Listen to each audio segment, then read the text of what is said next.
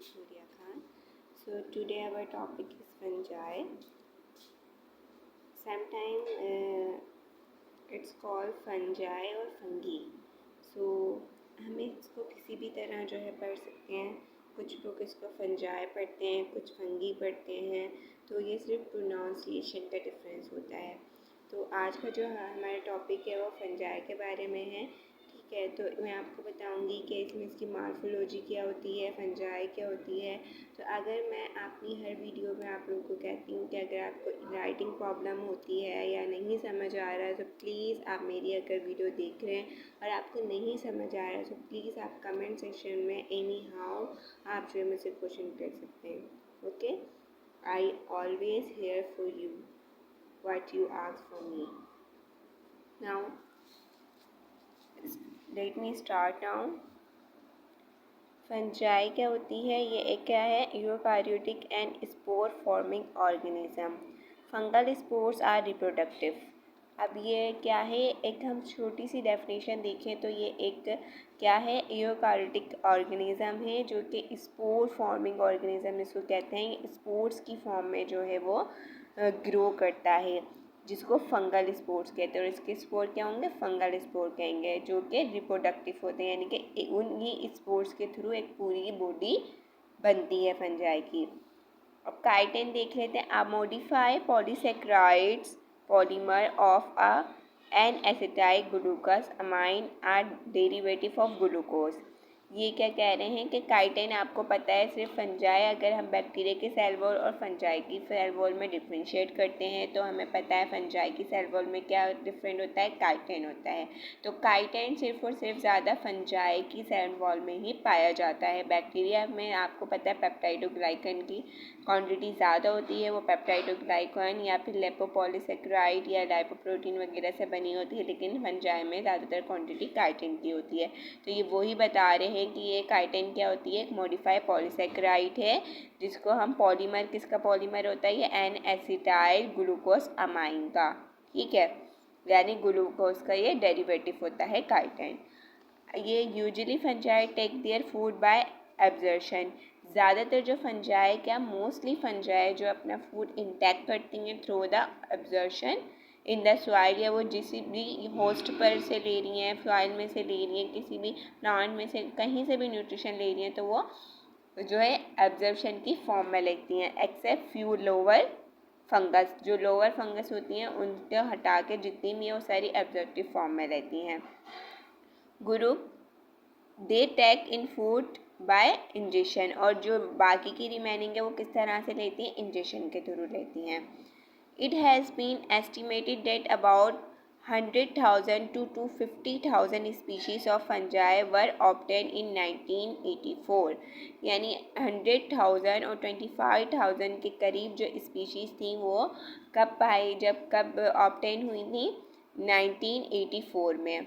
अब हम देख लेते हैं कि हम फंजाई की स्टडी क्यों करते हैं. Why should we study fungi? हमें क्यों ज़रूरत है कि हम फंजाई के बारे में पढ़ें. Fungi needed as essential element in brewing and making industries. ये क्या है? एक essential item या element आप समझ लें कहाँ में? ब्रेविंग और जो बेकिंग की इंडस्ट्री है, या चीज़ मेकिंग होता है, वाइन मेकिंग होता है, या फिर preparation of many acids and many antibiotics, इन सब चीज़ों के लिए फंजाई का होना लाजमी है, क्योंकि उसी को यूटिलाइज़ करके जो है क्या बनती हैं? हमारी बहुत सी बेकिंग प्रोडक्ट्स बनती हैं, चीज़ बनती हैं, एसिड्स बनते हैं बहुत सारे, तो एंटीबायोटिक्स बनती हैं. तो आपको पता है फर्स्ट एंटीबायोटिक जो डिस्कवर की गई थी वो भी फ्रॉम फंजाई, मतलब फंजाई के थ्रू, फंजाई से ही हुई थी, जिसको पेनिसिलिन हम कहते हैं, जो एक्सीडेंटल फ्लेमिंग ने की थी. उसने भी इसी तरह का एक क्या किया था?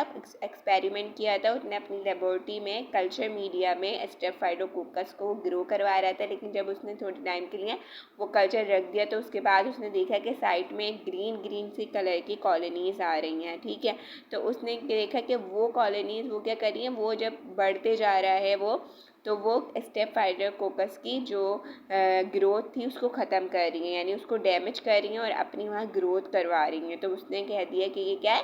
पेनिसिलिन है या फिर फंजाई है जो ऐसा हो जिसकी वजह से हो रहा है. ठीक है, तो इस तरह से फर्स्ट टाइम जो एंटीबायोटिक भी फंजाई से ही ली गई थी। इसी वजह से हमें इसके बारे में पढ़ना और जानना बहुत ज़रूरी है। तो यहाँ पर हम देख लेते हैं yeast is source of vitamin B complex. जो विटामिन बी कॉम्प्लेक्स है ईस्ट के थ्रू हमें ये उसका सोर्स भी मिलता है। तो ईस्ट क्या है? फंजाई है। Symbiotic relationship between fungi and plants, आपको बताया बहुत सारी माइकोराइजल फंजाई होती हैं लाइक अमानिता, और इसके अलावा बहुत सारी ऐसी होती हैं जो कि प्लांट्स की कहाँ पर रूट्स में रहती हैं, कोई लीफ के अंदर रहती हैं और वहाँ पे उनको घर रहने को मिल जाता है, और वो प्लांट उससे या ट्री उससे क्या फ़ायदा लेता है कि वहाँ से उसको न्यूट्रिशन मिल रहे होते हैं। क्योंकि आपको पता है न्यूट्रिशन के मामले में फंजाई बहुत अच्छी तरह से न्यूट्रिशन ले सकती है, क्योंकि ये ऑब्जर्वेटिव फॉर्म में न्यूट्रिशन लेती है।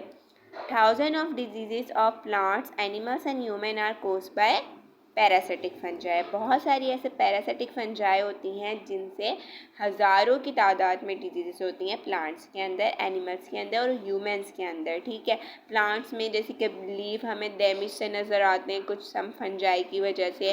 ह्यूमन के अंदर बहुत सारी डिजीज़ होती हैं फंजाई को, आपको देखा है जिसकी स्किन ख़राब हो जाती है, ब्लैक स्किन हो जाती है, या कहीं दाने से हो जाते हैं, ज़ख्म इन्फेक्शंस वगैरह हो जाते हैं, तो वो भी फंजाई की ही वजह से होती हैं। तो जो पैरासिटिक फंजाई होती हैं उनकी वजह से होते हैं। किसी भी एनिमल में आप अगर देखें तो वो फंजाई की वजह से ही होते हैं।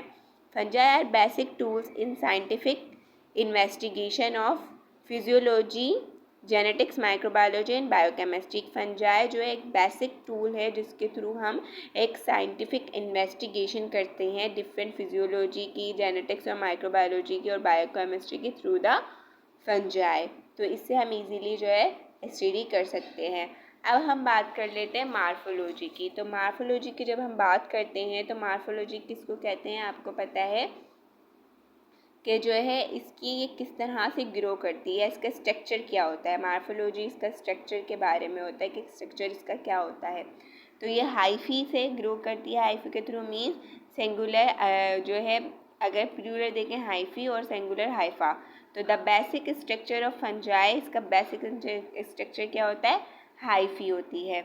Lower fungi non septate and higher fungi septate.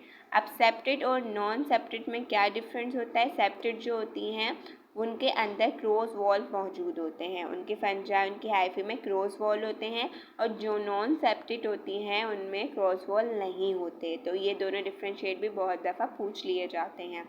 तो जो ये जो लोअर फंजाई होती हैं वो ज़्यादातर कौन सी होती हैं? नॉन सेप्टेड होती हैं, और जो हायर फंजाई होती हैं वो सेप्टेड होती हैं। तो अगर हम इसकी रिप्रोडक्शन की बात है, reproduction by means of spores के थ्रू किस तरह से रिप्रोड्यूस होती हैं? Spores disperse by wind and germination on suitable subsystem by tube like growth known as germ tube. अब इनके क्या बता रहे हैं कि किस तरह से रिप्रोड्यूस होते हैं कि ये अपने स्पोर्स उड़ के विंड के थ्रू, हवा के थ्रू जर्मिनेट होते हैं, और जर्मिनेट होने के बाद वहीं पे उनकी क्या हो जाती है? ग्रोथ स्टार्ट हो जाती है। Each germ tube elongate to form long fine branch filament known as hyphae. और जितनी भी जम ट्यूब्स होती हैं वो कहाँ से इलोंगेट होती हैं? फ्रॉम द ब्रांच, जो फिलामेंट्स होती हैं यानी कि हाइफी जो होती हैं वहाँ से जो है वो इलोंगेट होती हैं। अब ये देखें यहाँ पर आपको एक सेप्टेड स्ट्रक्चर मैंने आपको दिखाया हुआ है कि ये सेप्टेड, देखें इसमें आपको क्रॉस वॉल नज़र आ रहे हैं इस तरह के, तो इस तरह से ये सेप्टेड है।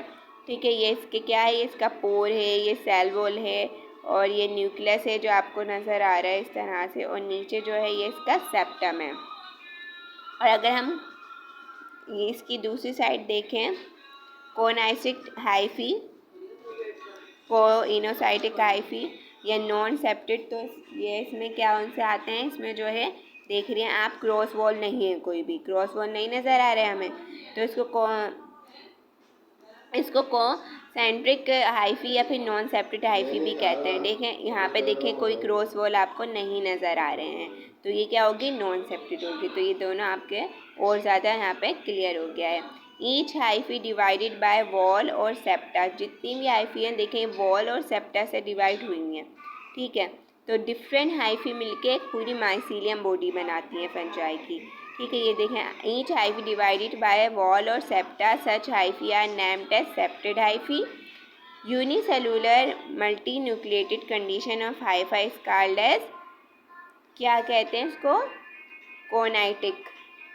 ठीक है, कोनाइटिक किसको कह रहे हैं, जो यूनिसेलुलर या मल्टी सेलुलर कंडीशन में हाइफी नज़र आती हैं उनको हम क्या कहते हैं, कोसेंट्रिक या कोनाइट्रिक। ठीक है, और फिर माइसीलियम देखें, माइसीलियम क्या होती है, few hyphae combined to form mycelium, बहुत सारी हाइफी मिलके, जैसे ये बहुत सारी हाइफी मिलके क्या बना देंगे, पूरे एक माइसीलियम फंजाई की बॉडी बन जाएगी।